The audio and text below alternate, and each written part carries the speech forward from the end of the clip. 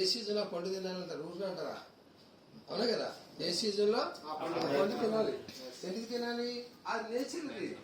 ఎండకి ఎండలో మనం వెళ్తూ ఉంటాం కదా, ఎండని ఆస్వాదించాలి, చలిని ఆస్వాదించాలి, ఓకేనా, వర్షాన్ని ఆస్వాదించాలి. ఇది ఈక్వల్ టు నేచర్.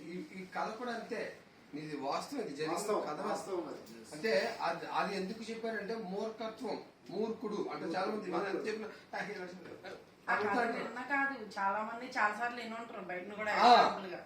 అయితే అది దాన్ని క్యాచ్ చేయాలి ఆ పాయింట్.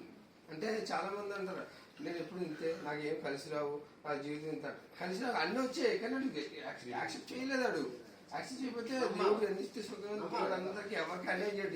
నీకొకలాగా నాకొకలాగా దేవుడు చేయడు, అందరికి సమానంగానే చూస్తారు. ఎవరు నమ్ముకునే దేవుడు వాళ్ళకి ముందే ఉంటాడు. కానీ మనం ఏం చేస్తామంటే దాన్ని నెగ్లెక్ట్ చేస్తాం.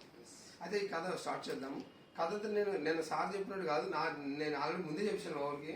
ఆ కథ నేను రిపీట్ చేస్తాను, నాకు తెలుసు. ఓకే, మనకి ఒక ఊర్లో ఒక రైతు ఉన్నాడు. ఎవరు? రైతు. అతని పేరేం పేరు? సుబ్బారావు. ఏ పేరు? సుబ్బారావు.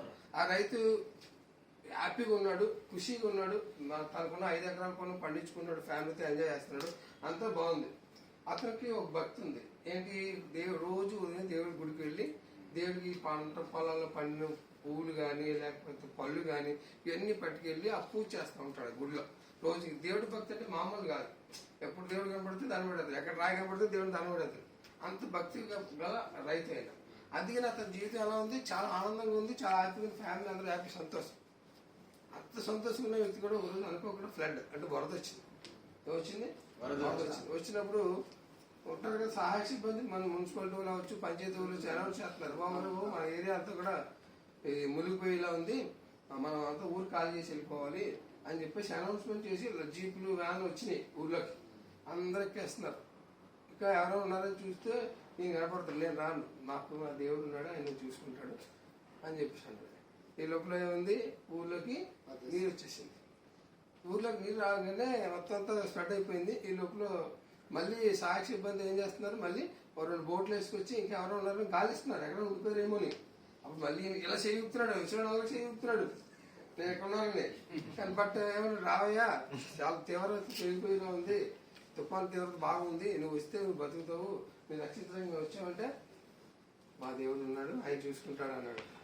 ఓకేనా? ఇక బాగా ఊరంతా మునిగిపోయింది. పైన టాప్ ఎక్కేసాడు, ఇంటి పై కప్పు ఎక్కి కూర్చున్నాడు అనమాట. గుడి పైకి, గుడికి వెళ్ళాడు. ఇంటి పై ఇంటి పై కప్పు ఎక్కేసాడు. ఆయన పూజారి కాదు, ఆయన రైతు. ఇంటి పైకి ఎక్కేసాడు. ఎక్కేసిన తర్వాత హెలికాప్టర్ వస్తుంది, చూస్తున్నారు మాట పైన అనౌన్స్ చేస్తున్నారు, ఇంకెవరో ఉన్నారు. చెప్తున్నాడు సుబ్బారావు, అంటున్నాడు నేను ఉన్నానని. రావేమో తాడేసాడు, నేను రాను, మా దేవుడు ఉన్నాడు, ఆయన చూసుకుంటాడు. ఇదే సరాసరి దేవుడి దగ్గరికి వెళ్ళిపోయాడు మనోడు. మొత్తం ఇదైపోయింది, దేవుడి దగ్గరికి కొట్టుకెళ్ళిపోయాడు. దేవుడి దగ్గరికి వెళ్ళి మనోడు చాలా కోపడుతున్నాడంట, నువ్వు దేవుడు కాదు, దెయ్యం, నువ్వు నన్ను అర్థం చేసుకోవాలి, నీకు ఎన్ని పూజలు చేసాను, ఎన్ని పువ్వులు పెట్టాను, ఎన్ని పళ్ళు ఇచ్చాను, నేను పూజించిన ఎవడో పూజిస్తాను, నా తోటలో ఉన్న కొబ్బరికాయలు కూడా ఎన్ని కొబ్బరికాయలు కొట్టుంటాను అని ఓ రఫాడేస్తున్నాడు దేవుడిని. మామూలుగా కాదు, ఈ దేవుడు అన్ని వింటున్నాడు అంట. ఈ మాటలన్నీ వింటున్నాడు. ఏంటంటే నేను ఇది చేశాను, నీకు ఇంత చేశాను, నాకు నువ్వేం చేసావు అని రివర్స్ లో అడుగుతున్నాడు భగవంతుని. అప్పుడు దేవుడు ఒకటే అన్నాడట, నాయన సుబ్బారావు నువ్వు థ్యాంక్స్ పడమాక, అన్ని అవకాశాలు ఇచ్చాను నీకు. ఫస్ట్ మీ జీప్ పంపించాను, నేనే పంపించాను, ఇది నువ్వు ఎక్కలేదు, నేనేం చేయను అన్నాడట. నెక్స్ట్ బోట్ పంపించాను, అది కూడా ఎక్కలేదు అన్నాడట. తర్వాత ఫ్లైట్ పంపించాడు, అప్పుడు ఎక్కలేదు అన్నమాట. అంటే దీన్ని బట్టి మీకు ఏమర్థమైంది? మనుషుల రూపంలోనే దేవుడు ఉంటాడు తప్ప దేవుడు డైరెక్ట్ గా మనకు ముందుకు వచ్చి ఉన్నాడు. కదా, అంటే దేవుడు అని అనుకుంటాం మనం. ఇప్పుడు చాలా మంది అంటారు దేవుడు దేవుడు దేవుడు కరెక్టే, దేవుడు ఎవరో రూపంలో ఉంటాడు, ఆయన రూపంలో మనం పట్టుకోవాలి, అవకాశాలు అందిపుచ్చుకోవాలి. భగవంతుడు చాలా అవకాశాలు ఇస్తాడు, కానీ ఒక్కొక్కరికి ఒక అవకాశం మాత్రం సెట్ అవుతుంది, అందరికీ అన్ని అవకాశం సెట్ అవ్వవు. కానీ ఇక్కడ వచ్చేసరికి మాత్రం నిజంగా గ్రేట్. ఈ కథలో నీతి ఏంటంటే వచ్చిన అవకాశాన్ని సద్వినియోగపరచుకోవాలి.